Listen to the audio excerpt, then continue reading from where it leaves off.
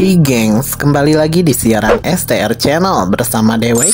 Kali ini Dewek akan mengajak kalian mendengarkan kisah yang akan membuat kalian tercengang dan merinding. Kisah ini diceritakan oleh seorang pendaki asal Jakarta yang pernah mengalami kejadian menegangkan saat dirinya dan teman-temannya mendaki di Gunung Salak. Sebelumnya, buat kalian yang belum menyalakan tombol notifikasi dan subscribe-nya, boleh ya nyalakan tombolnya agar channel ini semakin bersemangat dalam membagikan kisah terbaru yang mencekam.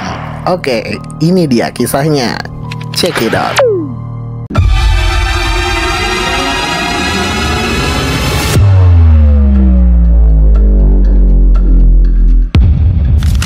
Siapa sih yang tidak mengenal Gunung Salak dengan keindahan alamnya yang akan membuat kita terpesona ketika melihat pemandangannya? Namun, di balik keindahannya itu, gunung ini menyimpan banyak misteri yang dialami oleh orang-orang yang pernah berwisata ke tempat ini. Seperti pengalaman yang pernah dialami oleh seorang pendaki dari Jakarta bernama Hadi dan ketiga temannya. Diceritakan di berbagai podcast dan sukabumiupdate.com. Hadi bercerita mengenai pengalaman mistisnya bersama ketiga temannya, yaitu Ishak, Aska, dan Angga, di mana kala itu mereka mengalami tersesat selama 3 bulan berturut-turut saat mendaki. Wah, gimana ya gengs? Bagaimana ya mereka bisa menjalani kehidupan selama 3 bulan itu? Dunia pendakian menurut Hadi dan teman-temannya bukanlah hal baru bagi Hadi, karena ia sudah terbiasa dengan kegiatan mendaki gunung. Ia mengaku bahwa mendaki merupakan hobinya, sebab ia adalah seorang pendaki yang sudah mengunjungi berbagai gunung, mulai dari Pulau Jawa hingga luar pulau.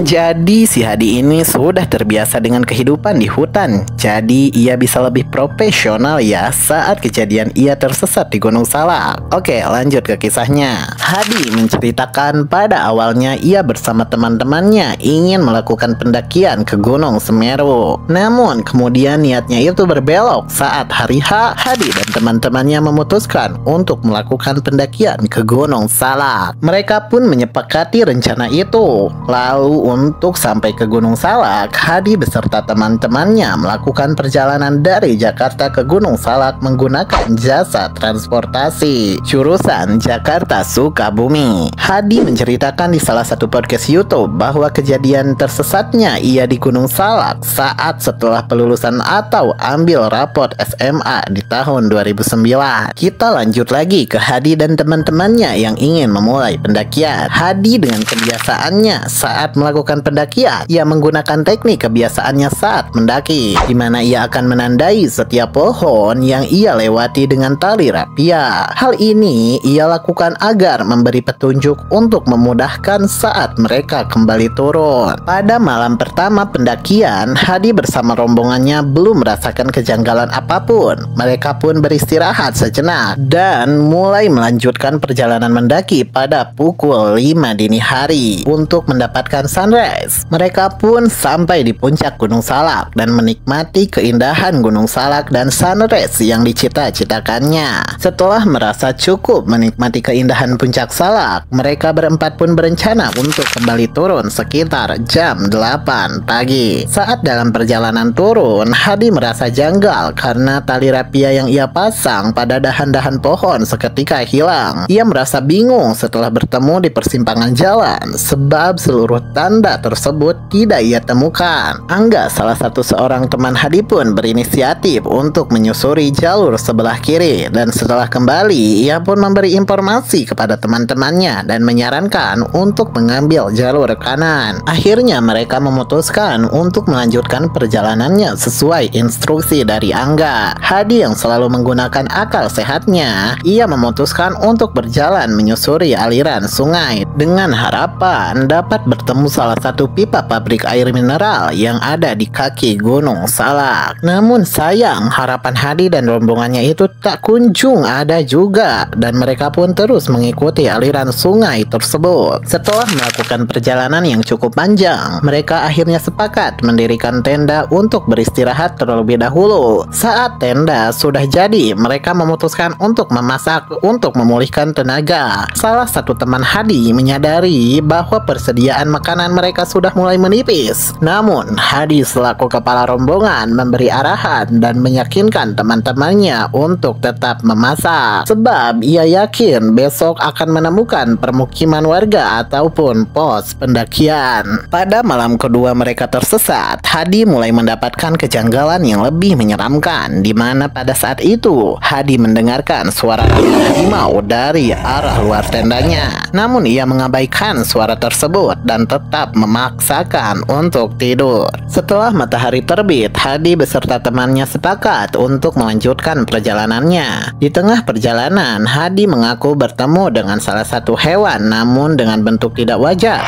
Hewan tersebut menyerupai kera namun memiliki perawakan yang cukup besar. Wah gengs, makin kesini pengalaman mistis mereka semakin menjadi-jadi ya. Namun kalian akan merasa kasihan ketika mendengarkan kisah selanjutnya. Setelah mengalami kejadian aneh-aneh di awal, mereka menyadari persediaan mereka benar-benar sudah menipis. Namun Hadi selaku kepala rombongan memerintahkan untuk memasak seluruh bahan yang tersisa dengan harapan akan menemukan sebuah permukiman penduduk. Berhari-hari mereka pun tak kunjung menemukan jalan keluar dari hutan salak itu. Ketika malam tiba, saat mereka sedang beristirahat di dalam tenda, Hadi mendengar suara gamelan yang ia kira di tempat itu sedang mengadakan hajatan. Namun yang mendengarkan musik itu hanya Hadi saja. Saat Hadi menanyakan kepada teman-temannya, mereka tidak mendengarkan apapun. Selain itu, Hadi juga mengaku kepada teman-temannya melihat rombongan orang menggunakan pakaian putih, hitam, dan merah di seberang sungai. Namun setelah didekati, rombongan orang itu malah menghilang. Setelah lika-liku mereka jalani, mereka pun memutuskan untuk kembali berjalan dari pagi hingga sore menjelang terbenamnya matahari. Namun salah satu teman Hadi merasa putus asa. Mereka mempertanyakan soal kebenaran pipa air mineral yang Hadi maksud. Begitu pula dengan perbekalan mereka yang sudah benar-benar habis tidak tersisa. Karena keadaan yang mendesak, akhirnya mereka pun terpaksa memilih untuk memakan tumbuhan dan hewan yang mereka anggap aman untuk dimakan, mulai dari ikan,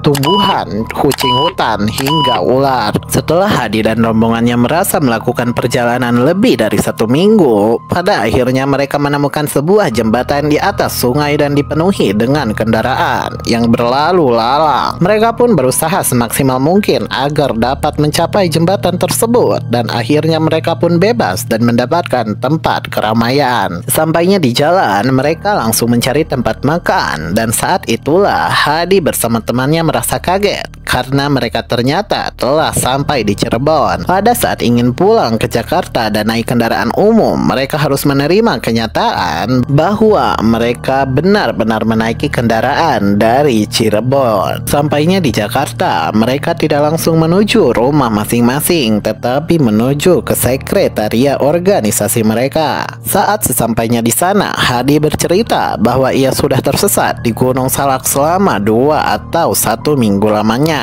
Namun menurut teman-temannya di Jakarta, mereka hilang sudah selama 3 bulan lamanya. Nah itu gengs, kisah dari seorang pendaki yang mengalami tersesat selama berbulan-bulan di Gunung Salak. Tapi menurut mereka hanya berminggu-minggu saja. Namun sepertinya mereka telah masuk ke alam lain sehingga waktunya tidak sesuai dengan kenyataannya. Dari kisah ini kita harus mendapatkan pembelajaran, apalagi buat kalian yang sering mendaki, berwisata, dan lainnya, agar selalu melakukan doa sebelum berangkat ataupun sedang dalam perjalanan, agar dengan doa dan minta pertolongan kepada Tuhan, kita dijaga dari makhluk-makhluk gaib yang ingin iseng kepada kita. Mungkin cukup sekian untuk kisah kali ini. Jangan lupa pantau terus siaran STR Channel. Sampai jumpa di kisah selanjutnya. See you next time.